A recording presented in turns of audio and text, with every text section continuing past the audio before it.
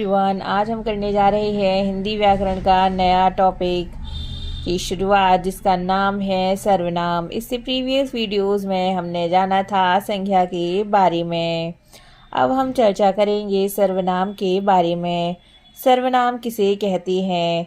संज्ञा के स्थान पर प्रयुक्त होने वाले पद सर्वनाम कहलाते हैं, जैसे कि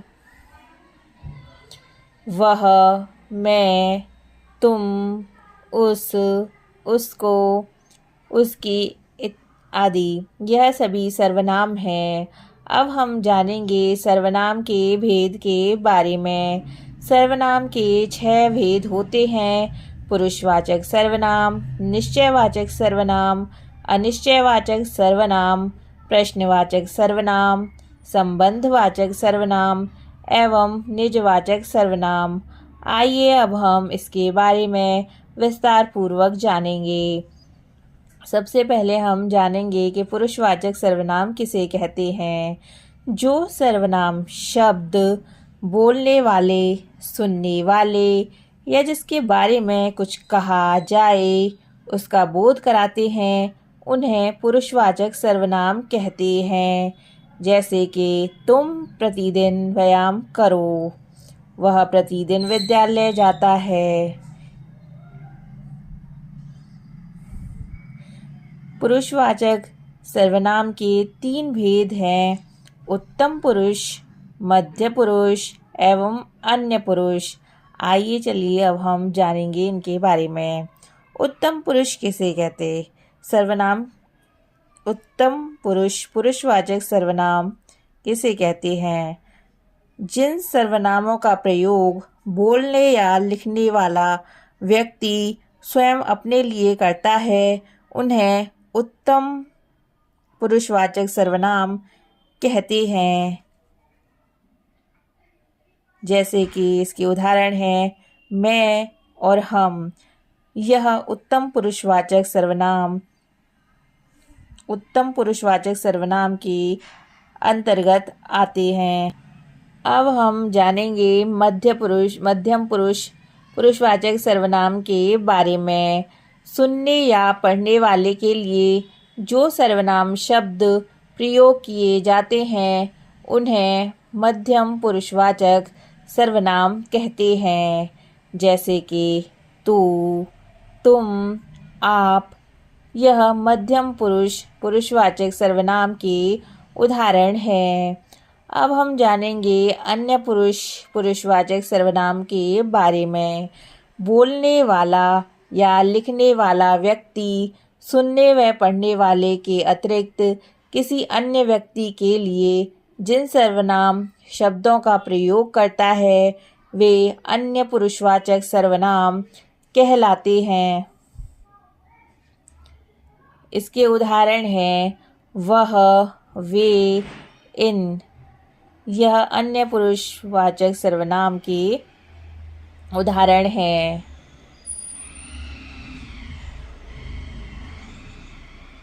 अब हम जानेंगे निश्चयवाचक सर्वनाम के बारे में। जिन सर्वनाम शब्दों से पास या दूर की किसी वस्तु या व्यक्ति का निश्चयात्मक बोध होता है, उन्हें निश्चयवाचक सर्वनाम कहते हैं। जैसे कि उदाहरण हैं यह, ये, वह। हम इन शब्दों का प्रयोग निश्चयवाचक सर्वनाम में यूज़ करते हैं। जैसे कि वाक्य है वह मेरा घर है। उपयुक्त वाक्य में वह निश्चयवाचक सर्वनाम है। अब हम जानेंगे अनिश्चयवाचक सर्वनाम के बारे में।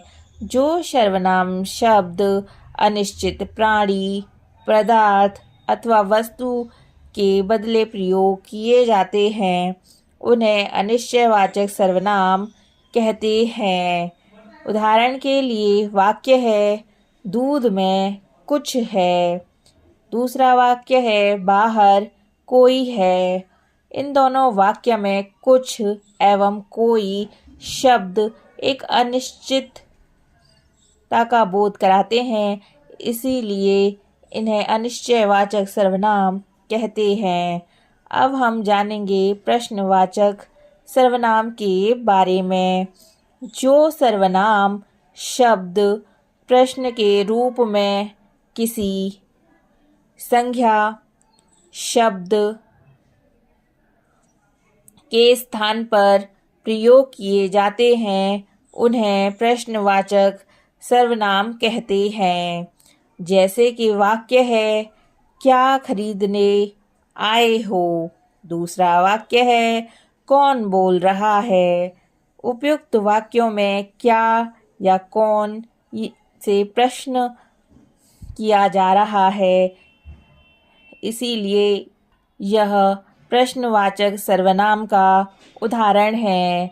अब हम जानेंगे संबंधवाचक सर्वनाम के बारे में। दो शब्दों में परस्पर संबंध का बोध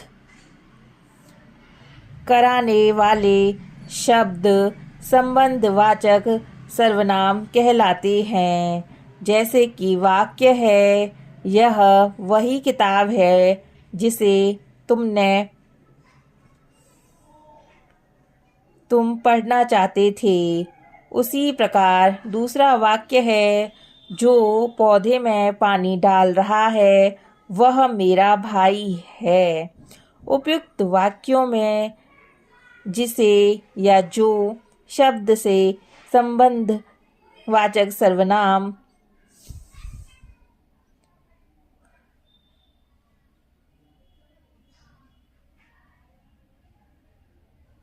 के लिए प्रयुक्त हुए हैं। जैसे कि आप वाक्य देख सकते हैं, यह वही किताब है जिसे तुम पढ़ना चाहते हो।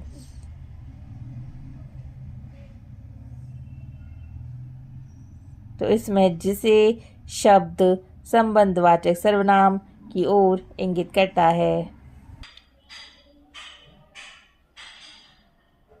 अब हम चर्चा करेंगे निजवाचक सर्वनाम के बारे में। जो सर्वनाम शब्द वाक्य के कर्ता के साथ अपनत्व दर्शाने के लिए प्रयोग किए जाते हैं उन्हें निजवाचक सर्वनाम कहते हैं।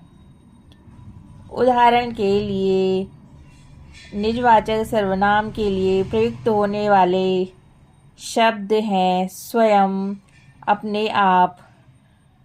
उदाहरण के लिए वाक्य है, उसने अपना काम स्वयं किया है।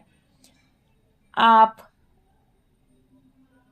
एक और वाक्य देकर बता सकते हैं कि निजवाचक सर्वनाम कौन से हैं।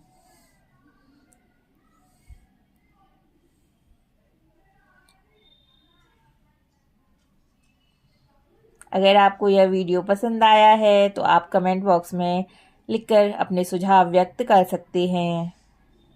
और इसके साथ आप निजवाचक सर्वनाम की 2 उदाहरण स्वयं बनाएं।